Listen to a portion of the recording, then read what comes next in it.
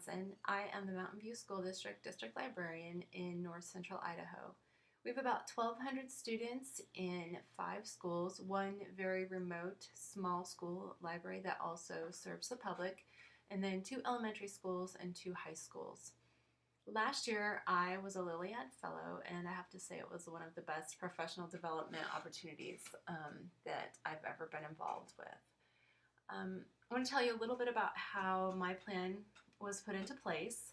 I looked across the district and I looked at our libraries, and I felt that we really needed the stakeholders to value us and their perceptions of us to change.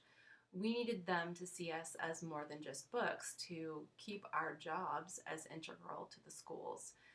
We were in the middle of a budget crisis if our levy failed, and we actually face that every year in the spring, and it puts pressure on the library paraprofessionals because they know that their jobs could be on the line if we have to have cutbacks. We also were being awarded some grants and some national awards, and with that money, one-to-one devices were being purchased. They were being purchased, though, with no professional development being offered to staff on best practices, and really no organized rollout. There were also rumors going around about students who were making some poor choices on social media, and students who were actually using their new devices to try to access inappropriate material online. So there was kind of a firestorm of things going on. And in our state, we have no state standards other than our communication and technology standards, and it's not really clear who's supposed to be teaching those. So with all of that, I felt that we needed to just be the ones to take the initiative and teach some digital citizenship to our students. Before we got rolling on that, though, I really wanted to know what our students already knew. So several of my other Lilead fellows had experience with Common Sense Media, so they shared that information with me, and I took the Common Sense Media curriculum, and from that I wrote some surveys for our different groups of grade levels to find out what students knew. And we realized that a lot of times the students had some skills, they understood some things, and they just weren't making good choices based on what they knew. So we went ahead and decided to continue using the Common Sense Media curriculum, basically because it's free, it's good, and we didn't have the money to purchase something else. And then we just created Google spreadsheets to keep track of what students were being taught which lessons. So at the end of the last school year, we had started teaching some lessons across the board in both elementary schools, and it seemed to have support by then from the school board and the administration. I think they were glad to see someone taking this bull by the horns. At this point, though, in the district, all of my staff, my librarians, are paraprofessionals, and they're not really comfortable teaching lessons. So this year, we've started by me modeling the lessons for them with classes, and then them doing the rest of the classes during the week and as I move around the district from building to building. This seems to work pretty well, and we're starting to get some traction in it now that we're moving into the 4th week of school. Some of the challenges we face, though, it's challenging for me with a busy schedule to make sure I get to every building, model those lessons, and then get all my other administrative duties taken care of for the week.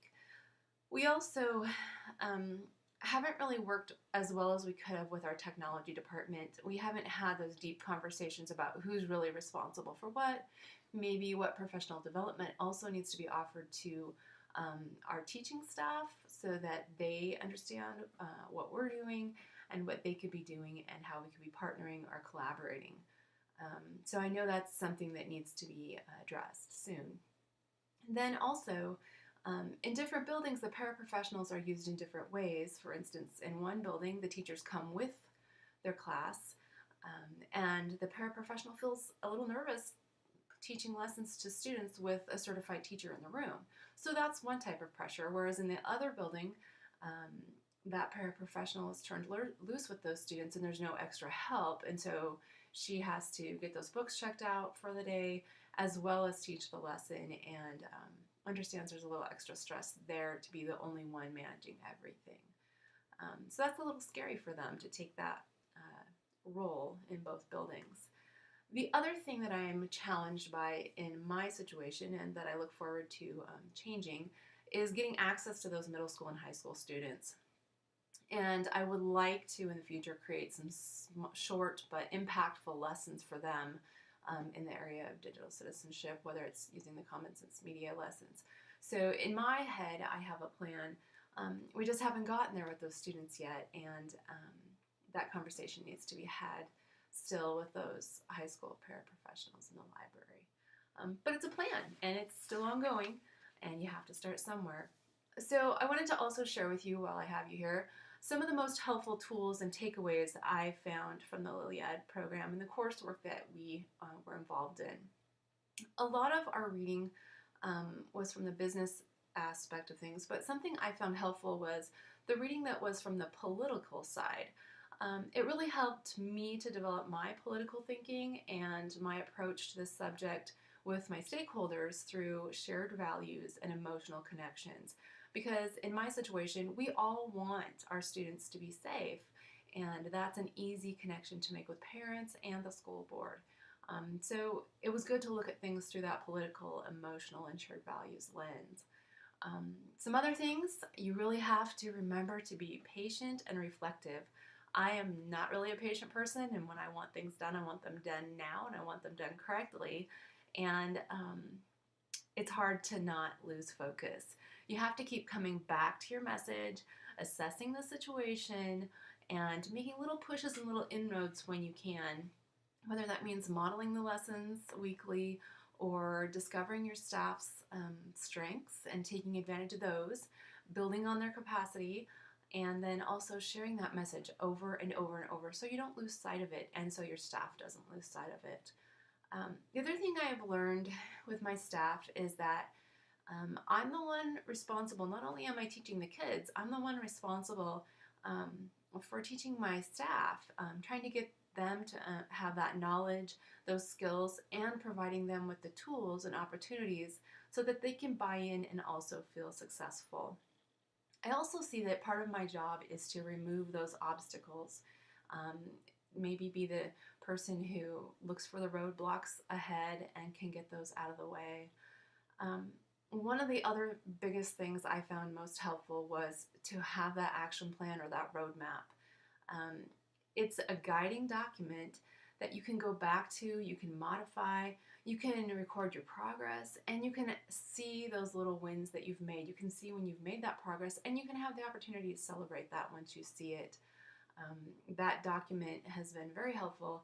And at this point, I will be honest, I'm not real great at keeping my updated, but it's kind of in my head too, to return back there and make sure that I stay focused on that. Most of all, I have to tell you, just stay positive and passionate. Your project needs to be something you really care about because you're going to spend a lot of time and energy on it, and you need to have that passion for it or you will just completely lose focus. You may find through this process that the changes are actually as much in you as they are in your project or your school district, but that's okay too. I feel like I have grown probably more than I've actually implemented this project of change, but it's a valuable thing and you have to start somewhere. So thank you for having me today. I hope you can take advantage of the rest of the classes and enjoy what you're learning.